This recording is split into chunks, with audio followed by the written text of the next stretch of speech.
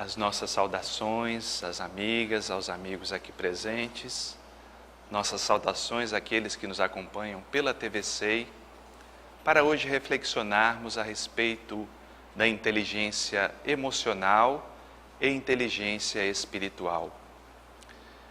Narram as tradições da mitologia grega que quando Minos, rei de Creta, teve por vitória e conquistou o reino de Creta, ele decidiu fazer uma homenagem a Deus Poseidon.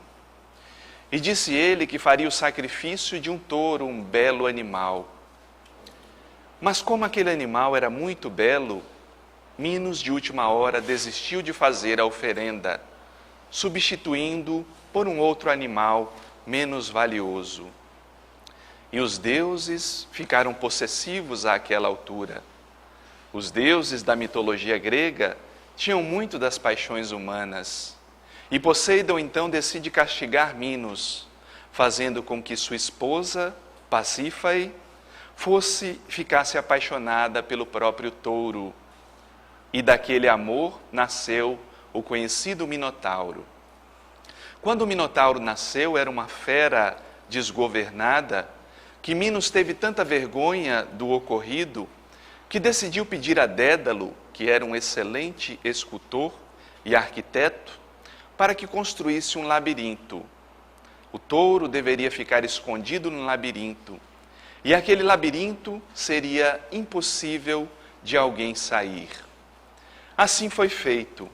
Somente que, depois de uma guerra com Atenas, e sendo a cidade de Atenas derrotada, foi instituído um tipo de pensão que Atenas deveria pagar para o reino de Creta, onde durante 9 anos seguidos, 7 jovens masculinos e femininos seriam levados como um tributo pago à Creta. E Atenas não se conformava com aquilo. Até que no 3º ano daquele resgate, daquele prêmio, surgiu um herói destinado a modificar o rumo daquilo. Era Teseu.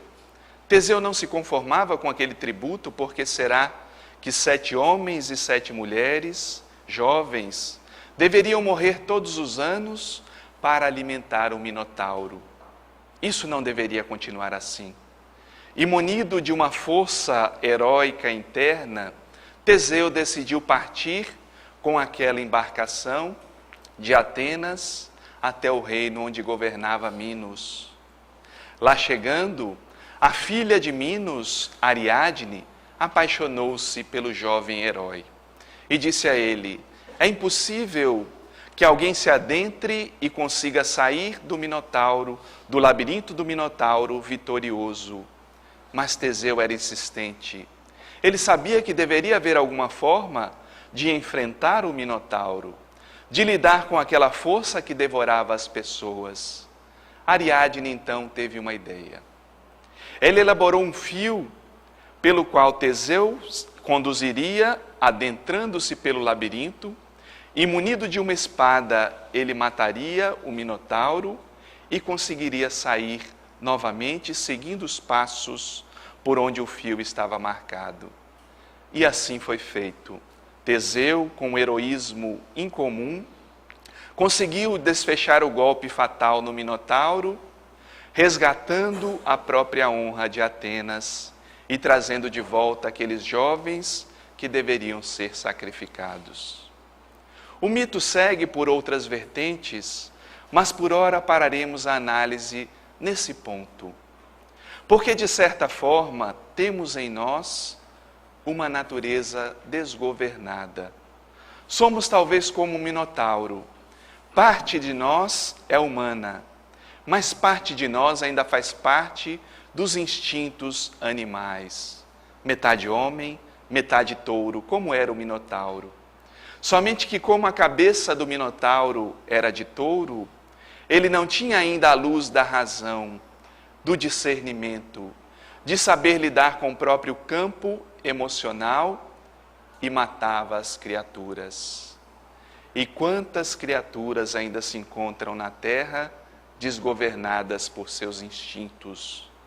desgovernada pela própria força emocional, a raiva, o medo, o ódio, a amargura, a tristeza, vão se assenhorando do nosso campo racional e vão nos fazendo tomar decisões inusitadas. Quantas vezes nos sentimos fora de nós mesmos? E nós, homens e mulheres de alta tecnologia, perdemos o controle por pequenas situações. Munidos de raiva, somos tomados por um impulso e não sabemos lidar com a ocasião.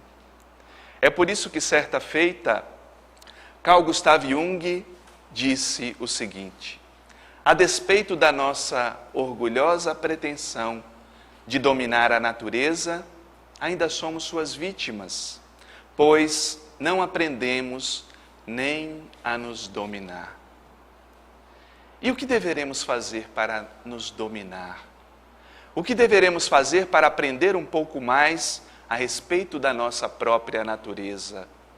Como construir em nós esse herói interno, tal qual Teseu, que possa desfechar o golpe no Minotauro, mas saber fazer o caminho de volta, andando pelo labirinto de nós mesmos.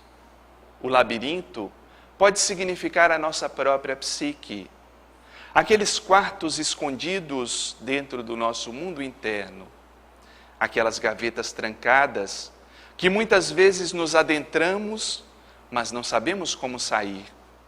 A força dos nossos próprios complexos, que agem de forma autônoma na nossa psique, e se não tivermos uma vontade férrea, o discernimento, a luz da amorosidade, a luz da sabedoria que vai se assenhorando de nós, muitas vezes ficamos e nos deixamos ser levados por essa força desgovernada e destrutiva, como o Minotauro era destrutivo para Atenas, que tinha que pagar um alto tributo de jovens, onde vidas eram ceifadas.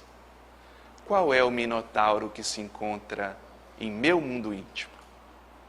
O que é que me faz perder o controle, perder a razão, agir de maneira impulsiva, ou ser dominado pela emoção do medo e nada fazer quando deveria tomar uma atitude? Qual é o meu Minotauro? Qual é o impulso da minha razão? Porque durante muito tempo a humanidade pensou que deveria estimular cada vez mais a inteligência do intelecto. A razão deveria falar mais alto. Binet e Simon, na França, elaboraram o famoso teste de QI. E inicialmente tinha bons motivos para fazer aquilo. Eles desejavam aprimorar a educação. Desejavam fazer com que cada aluno tivesse um direcionamento adequado a partir da capacidade lógica de se destacar em problemas, de resolver desafios, mas somente que esse lado racional nosso consegue conquistar, consegue administrar as nossas próprias emoções.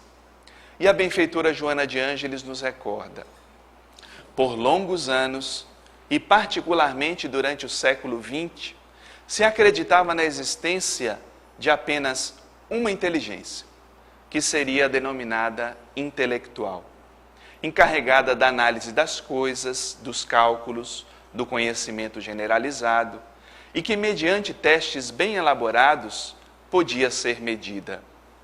Então, isso, no início do século XIX, século XX, acreditava-se que o QI era essencial para desenvolver bons cidadãos. Então, vamos ensinar muitas coisas, vamos ensinar a resolver problemas, vamos tratar bem esses que têm alto QI, porque podem solucionar os enigmas da humanidade. Mas como já asseverava e chamava a atenção o próprio apóstolo Paulo, será que sem o acompanhamento do amor, da emoção, do sentimento profundo, conseguiremos conduzir a razão de forma equilibrada? Será que somente a inteligência, o consciente intelectual nos basta para equacionar as nossas próprias incógnitas internas? Quantas vezes a própria inteligência, o próprio discernimento fica obnubilado, fica cercado de sombra, como diz a benfeitora, por conta das nossas emoções virem à tona. E quando vem à tona, nós perdemos a razão. Por que muitas pessoas falam que estão fora de si? Porque parece que a emoção, como ela é um disparo, ela toma conta de todo o nosso organismo e até mesmo das conexões cerebrais. Os neurotransmissores e os neuroconectores, neuroreceptores, ficam de certa forma encharcados daquela emoção e não conseguem discernir, não conseguem fazer um raciocínio lógico dentro de uma situação que pode parecer uma situação simples. E com o avançar dos estudos do consciente intelectual, percebeu-se, muitos homens, muitas mulheres tinham um alto QI, mas porque não eram portadores de valores morais, porque não sabiam lidar com situações do dia a dia, dos desafios existenciais, nem sempre conseguiam ser pessoas bem-sucedidas na vida. Então existia algo errado. Não é somente o QI separadamente que irá solucionar os problemas da educação, os problemas da coletividade, os problemas da sociedade, porque muitas vezes a alta inteligência destituída da emoção cria monstros. Como vemos nos atentados terroristas, esses monstros de alta inteligência cognitiva elaboram planos ardilosos, elaboram assassinatos em série, sem conseguir serem detidos a tempo de causarem estragos profundos, mas porque não têm associado uma moral, um comportamento ético, não podem ser considerados bons cidadãos.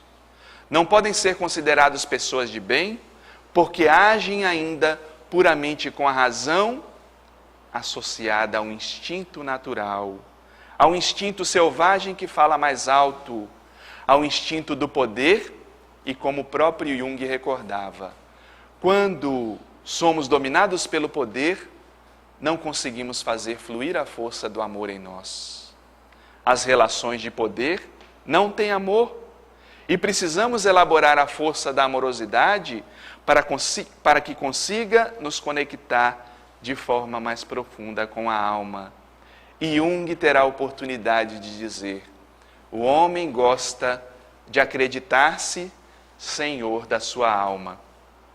Mas enquanto for incapaz de controlar os seus humores e emoções, ou de se tornar consciente das inúmeras maneiras secretas pelas quais os fatores inconscientes se insinuam nos seus projetos e decisões, certamente não é o seu próprio dono.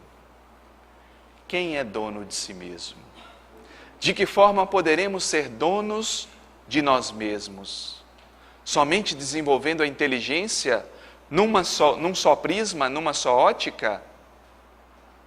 E aí a psicologia avançou enormemente para perceber, não bastava um autoconsciente intelectual. E nos dirá Aristóteles, já na filosofia antiga, que qualquer um pode zangar-se, pois isso é fácil. Mas zangar-se com a pessoa certa, na medida certa, na hora certa, pelo motivo certo, e de maneira certa, não é fácil.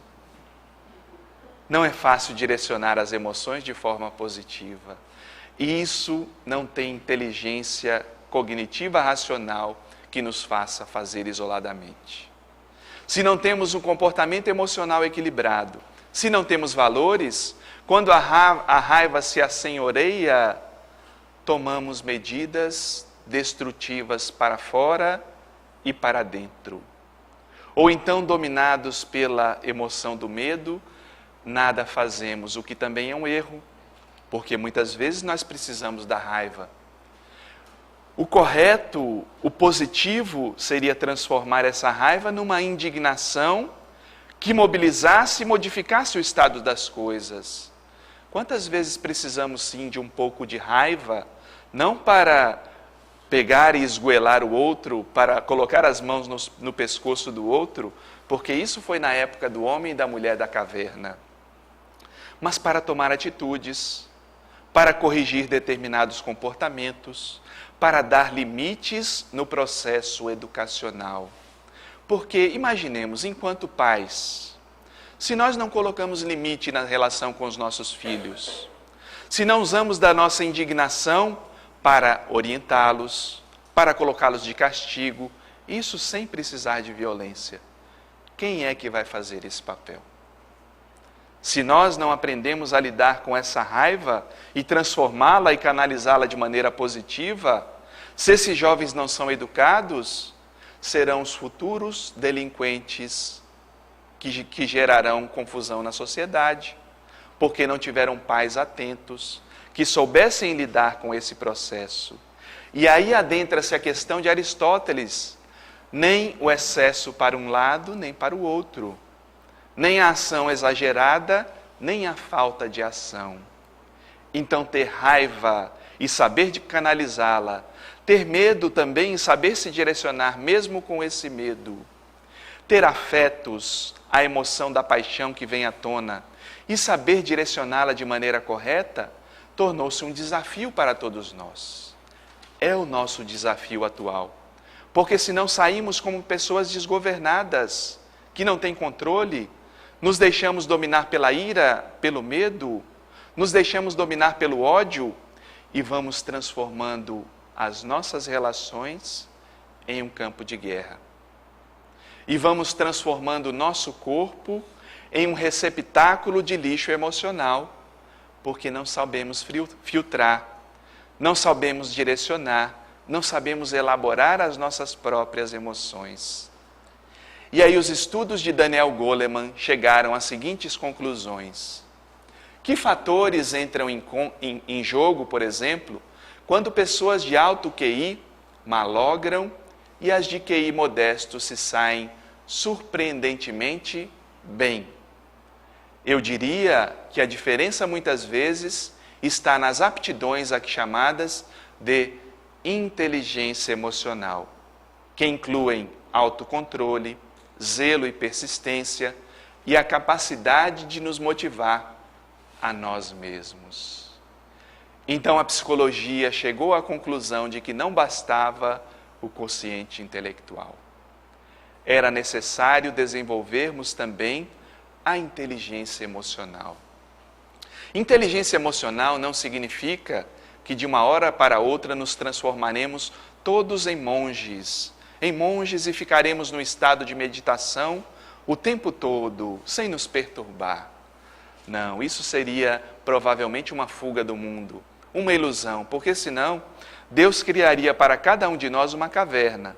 E aí teríamos a nossa caverna de meditação, cada um viveria isoladamente. Mas enquanto seres sociais que somos, devemos participar do mundo e com as nossas emoções, com o nosso arcabouço de Minotauro ainda, trazendo à tona as nossas pulsões, porque como bem lembraram os espíritos a Kardec, nós devemos intelectualizar a matéria, trazer a razão ao lado instintivo, fazer com que razão e emoção se encontrem e ir se adentrando também pelas outras funções psicológicas, a sensação, a intuição, para que todo esse movimento se dê de forma equilibrada. Porque se não houver equilíbrio dentro dessas instâncias que fazem parte de nós, nós não seremos seres equilibrados.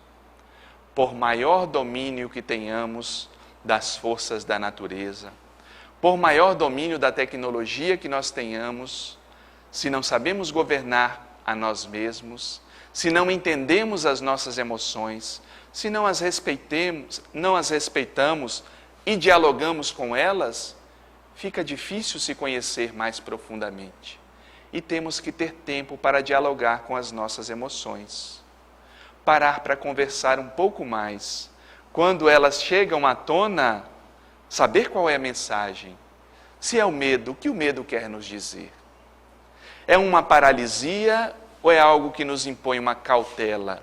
Se for cautela, tenhamos cautela mas não nos detenhamos perante o medo, porque as pessoas, além do medo natural, vão tendo medos que se tornam patológicos. O medo de amar, o medo de se relacionar com os outros, o medo de ter um diálogo saudável, o medo de ter conquistas também, não somente as conquistas do ego, mas principalmente as conquistas do self, da alma, do ser que somos em essência. E quantas vezes o medo paralisa as nossas melhores intenções. Temos a necessidade de um diálogo com o outro e vamos postergando porque temos medo da reação do outro. Certa feita, eu tomei uma atitude que depois eu me arrependi. Um diálogo que tive mais áspero com a pessoa e resolvi pedir desculpas a ela, porque minha atitude não havia sido correta, embora eu achasse que a atitude da outra pessoa também não havia sido adequada. Mas eu tinha que fazer a minha parte. Então procurei essa pessoa, ele passava por uma calçada e eu falei, bom, é uma oportunidade de conversar com essa pessoa. E quando ele chegou próximo, ele não tinha me visto ainda, eu chamei pelo nome. Mas ele entendeu errado a forma como eu chamei e pensou que eu queria brigar com ele. Mas esse homem saiu correndo pelo meio da rua e chamou um táxi para parar. E aí eu fiquei, quase que eu sorrio na hora, né? Não sei se ele ficou com medo de estabelecermos uma briga ali. E aí eu o chamei novamente, calma meu amigo, calma. Eu vim lhe pedir desculpas. E aí foi que ele caiu em si. Ele caiu em si, olhou para mim e também tomou uma atitude inesperada porque ele me abraçou. Ah, me desculpa também, e bateu nas minhas costas. Eu agi de maneira impulsiva.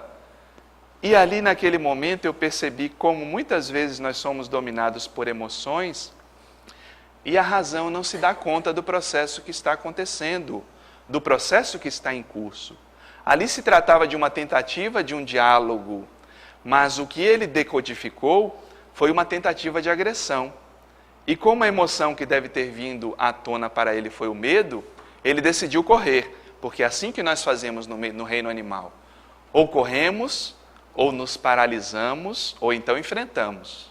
Ainda bem que ele não decidiu enfrentar, porque senão ia ser uma situação desastrosa. Mas para ver como muitas vezes esses homens e mulheres de alta razão têm dificuldade emocional. E uma das grandes dificuldades da emoção é quando ela nos detém na força do amor e desistimos de amar. Encontramos 1000 desculpas. Falamos que as pessoas não são confiáveis. Falamos que não existe ninguém disposto a um bom relacionamento. Falamos que as pessoas são difíceis, mas deixamos de olhar para a nossa própria dificuldade, para também nos momentos que nós somos pessoas difíceis de trato, difíceis de lidar. E quando aprendemos a lidar com a nossa própria sombra, as nossas próprias limitações e dificuldades, fica mais fácil compreender o outro. E esse é um caminho também para a construção da inteligência emocional. Aprenda a dialogar com suas emoções. Joana de Ângeles vai dizer, graças a essa conquista e entendimento dos valores, o ser humano mais se enriqueceu mediante o desenvolvimento do seu consciente emocional, desenvolvendo recursos e aptidões adormecidos que lhe dão amplitude para o relacionamento humano e social, bem como para o equilíbrio das emoções.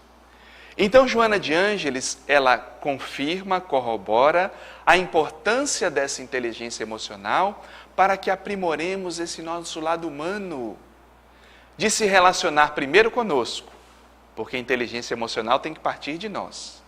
Conversar com minha raiva, conversar com meu orgulho, o meu medo, conversar com o meu ciúme, minha insegurança, o que é que há? O que é que está acontecendo? Não somente negar essas forças, porque, como nós vimos nos mecanismos de defesa, tudo aquilo que fica reprimido na nossa psique vai alimentando a sombra. E quando alimenta a sombra, sai de maneira destrutiva. Mas quando eu dialogo, quando eu estabeleço uma conversação, entendendo que essas forças emocionais são forças importantes do espírito, São energias que devem ser direcionadas à individuação, à conquista de si mesmo, e não ficarem retidas e aprisionadas. E aí as pessoas perguntam, como que nós devemos fazer isso? E como eu dizia, Daniel Goleman contou um relato muito interessante no livro a respeito da experiência que fizeram com crianças na escola. Eram crianças de 5ª série e eles passaram alguns ensinamentos básicos a respeito de como lidar com a própria emoção. Porque viam que as crianças muitas vezes brigavam, chegavam chateadas, não sabiam lidar com determinadas dificuldades deles e dos pais. E aí começaram a conversar com aquelas crianças já na pré-adolescência, dizendo o seguinte: olha, existe uma maneira de controlar os impulsos. Primeiro, sinal vermelho. Sinal vermelho é quando a emoção vem à tona. E a emoção causa de certa forma um incômodo na gente, e a gente não sabe nem pensar direito porque é movido por aquela força química. E Daniel Goleman dá a seguinte receita: olha, pare, se acalme e pense antes de agir. Pense, porque é o momento em que toda essa conexão cerebral, essa conexão química, ela vai se acalmando. Quando nós tomamos umas medidas impulsivas, somos governados pela emoção em descontrole. E normalmente tomamos atitudes que nos arrependemos, às vezes por longos anos. Como diz uma frase, o impulso é muito rápido, o arrependimento pode ser muito longo. O impulso vem rápido, porque a emoção vem à tona. Causa o desconforto, e se nós não tivermos um filtro, ele toma aquela medida de sopetão, de maneira impulsiva, e muitas vezes os desastres são imensos. Então pare um pouco, se acalme, respire, porque às vezes a ansiedade ela não oxigena as nossas células, não oxigena o nosso cérebro, e não conseguimos raciocinar direito. Sinal amarelo, depois que estiver um pouco mais calmo, diga o problema e como você se sente. Inteligência emocional não significa de maneira alguma negar as nossas emoções naturais. Não é negando que iremos conquistar a nós mesmos. Temos que reconhecer, não, eu estou com raiva, eu estou com medo nesse instante, não, eu estou confuso, porque as emoções fazem isso com a gente, nos tornam confusos. Então o reconhecimento é como se dessemos a identidade para essa emoção. Pare, pense, perceba como você está. E se for possível naquele momento, de alguma forma, expresse essa emoção. Porque muitas vezes temos dificuldade disso. Ou pela educação deficiente, ou porque a cultura não aceita, ou porque o momento é inadequado, e vamos como se fôssemos engolindo aquela emoção sem digeri-la, sem conseguir digeri-la. Então o diálogo, esse reconhecimento, permite que de certa forma canalizemos aquele impulso. Chame alguém para conversar, um amigo, converse com alguém que possa orientá-lo, ou se for possível, diálogo com a pessoa, se for uma situação a dois, dialogue no momento em que estiver mais calmo. Olha, a sua atitude me deixou de tal e tal forma. Uma das dicas terapêuticas é o seguinte: quando falar das suas emoções, tente não falar julgando a pessoa, mas fale da atitude e de como você se sentiu. Olha, com aquela sua atitude, eu me senti de tal forma. Olha como é diferente do que você falar para o outro. Você me faz sentir somente assim. Você é uma pessoa ruim, você é mau, você não me deixa em paz. Não julgue a pessoa. Fale da atitude. A sua atitude me faz ter determinado tipo de reação. E eu não gosto de ter essa reação. É uma maneira de se respeitar e de possibilitar que a relação cresça, porque estabelece um diálogo com o outro. Ao mesmo tempo que você reconhece a sua emoção, pode estar melhorando as suas relações também. Estabeleça uma meta positiva. A partir dessa emoção que você tem, você pode estabelecer uma meta. Olha, eu gostaria de uma próxima vez, isso internamente, ter um determinado tipo de atitude. Lógico que você não pode saltar de um tipo de atitude e ir para o outro extremo. Eu gostaria de não mais sentir raiva. Isso não é possível, porque a raiva é uma emoção humana básica. Nós sentiremos. Agora, nós podemos programar um novo tipo de atitude a partir da raiva. Bom, a próxima vez que eu sentir isso, eu vou conversar com a pessoa, eu vou dialogar, eu vou buscar um conselho, eu vou tomar tal ou tal atitude. É como um diálogo interno que nós fazemos conosco.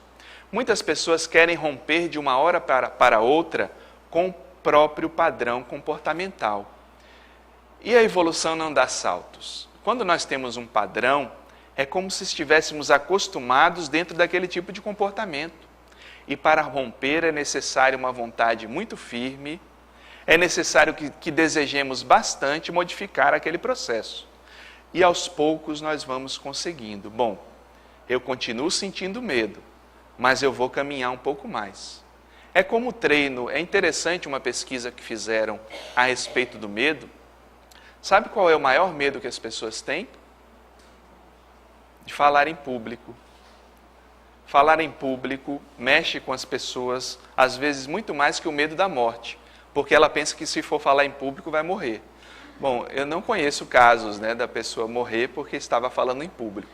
Pode até ter tido um mal orgânico, mas é porque por trás disso, muitas vezes, vem outros medos.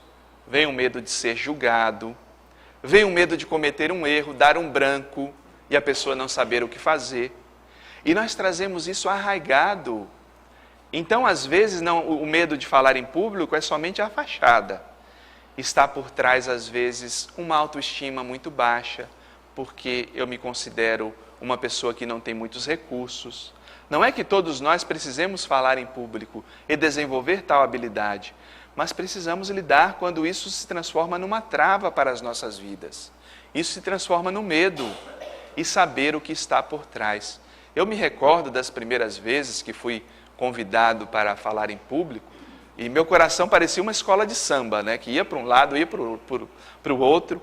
E aí eu estabeleci uma meta. Eu falei, bom, vai continuar batendo, porque faz parte do meu processo orgânico. Agora, ele bata ou não bata, eu vou falar. E aí estabeleci como meta que ia seguir adiante. E o coração, ele foi entrando num compasso menor. Hoje ele toca uma valsa. Às vezes ele dá uma acelerada, um pouquinho, dependendo do ambiente, porque ainda existe a insegurança interior em algumas situações. Isso é natural, porque vamos treinando com as próprias emoções e vamos estabelecendo desafios, cada vez passos um pouco adiante.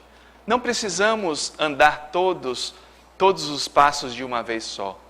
Passo a passo, estabelecendo o limite. Bem, a minha emoção me faz tomar determinada atitude. Qual atitude melhor eu posso tomar numa próxima vez?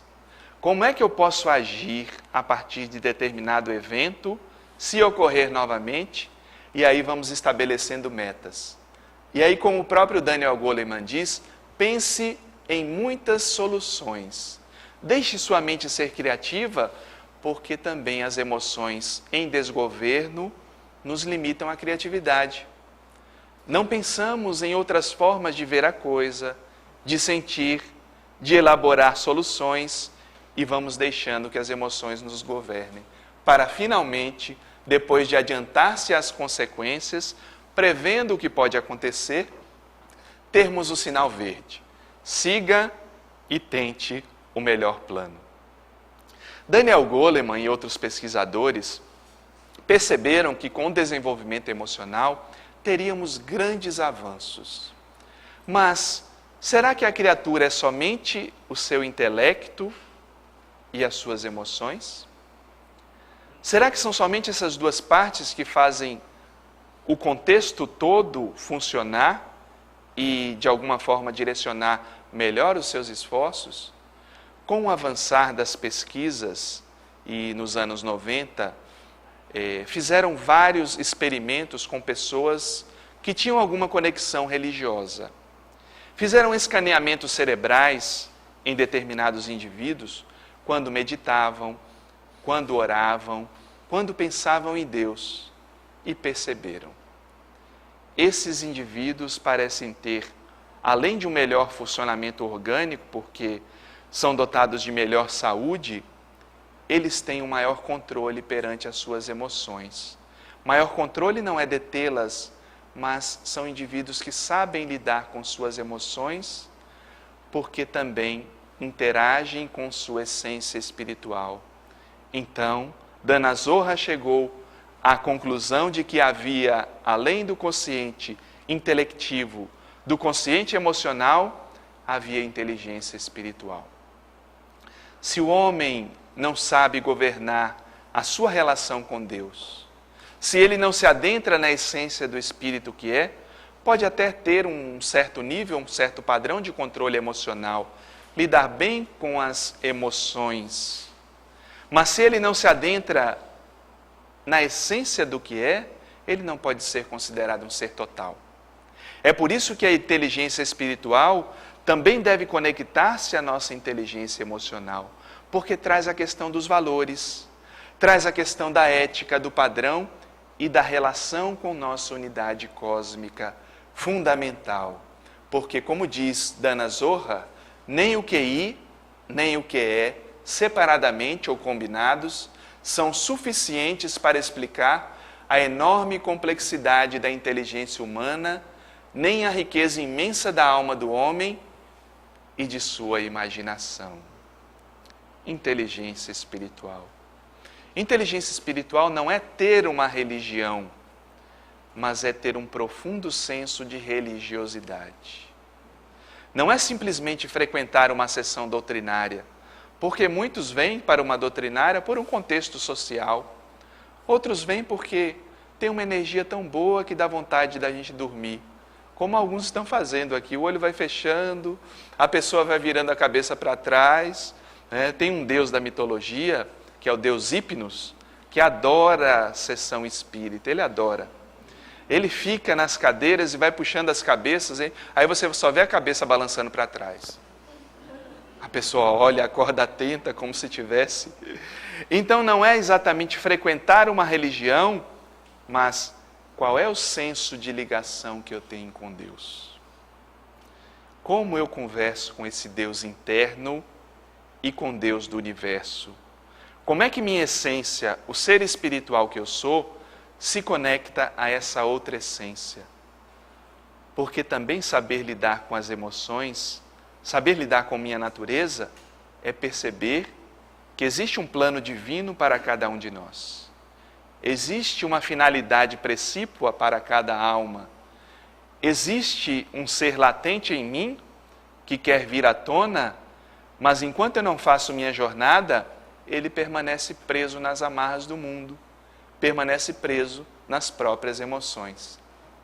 E Joana de Ângeles, em Triunfo Pessoal, diz que ante essa imensa crise de valores e a crescente onda de vazio existencial, descobriu-se que existe um outro tipo de inteligência, que é o de natureza espiritual, aquela que permite situar a vida e os sentimentos em um contexto mais extenso e significativo. É preciso, é necessário que cada um descubra o seu fio de Ariadne. Qual é o fio que irá me conduzir adentrando-me no labirinto de mim mesmo? Qual é a emoção que vem à tona desse minotauro que eu ainda não sei domar? E quem construiu o labirinto foi Dédalo. Dédalo, um arquiteto com a sua sabedoria, um escultor famoso de Atenas, havia sido exilado na ilha de Creta, porque pensaram que ele tinha matado seu próprio sobrinho, quando na realidade houvera ocorrido um acidente. Mas ali, depois de participar da construção do labirinto, quando Minos soube que ele também ajudou Teseu a adentrar-se pelo labirinto junto com Ariadne, ele foi punido e foi colocado dentro do labirinto no lugar do Minotauro. E ali ficou preso junto com seu filho Ícaro. E os dois ficavam olhando para aquele labirinto e Dédalo sabia que era impossível sair. Não havia como sair. Então, finalmente, um dia, ele olha para o sol e percebe: havia uma maneira de sair. Olhando para o alto, ele percebeu que deveria construir asas. E, de certa forma, ali havia também um símbolo da inteligência espiritual que nos possibilita construir essas asas. Mas como o próprio Dédalo advertiu a Ícaro: meu filho, não voe nem tão alto, porque senão o sol irá derreter a cera das asas, e nem tão baixo, porque senão a água do mar irá pesar as nossas asas e não conseguiremos voar. O mito de Dédalo, seguindo, depois que conseguem sair do labirinto, parece também demonstrar a tragédia de Ícaro, que não ouvindo os conselhos do pai, segue muito alto e o sol derrete. É por isso que devemos ter sempre a sabedoria de que somos humanos. Não somos isentos de emoção. A despeito de adentrarmos uma religião, nós continuamos sendo seres emocionais. Continuamos tendo raiva, continuamos tendo medo, continuamos participando de toda a série de pulsões, instintos que precisam ser educados. Com as nossas asas, não podemos seguir muito distante desses instintos no sentido de negá-los, mas podemos sim voar, sair do labirinto que governa as nossas vidas e fazer como Dédalo, voar num nível seguro para que não estejamos muito rasteiros, porque senão os instintos nos governam, e nem negando as nossas emoções, mas educando-as para que estejam a serviço da vida. Então a vida nos convida para que desenvolvamos sim o nosso intelecto, a nossa razão, sem esquecer do nosso lado emocional e principalmente estando cada vez mais certos de que somos espíritos. E enquanto espíritos deveremos estar conectados com a força maior da vida. Desejamos votos de muita paz para todos e até o nosso próximo encontro.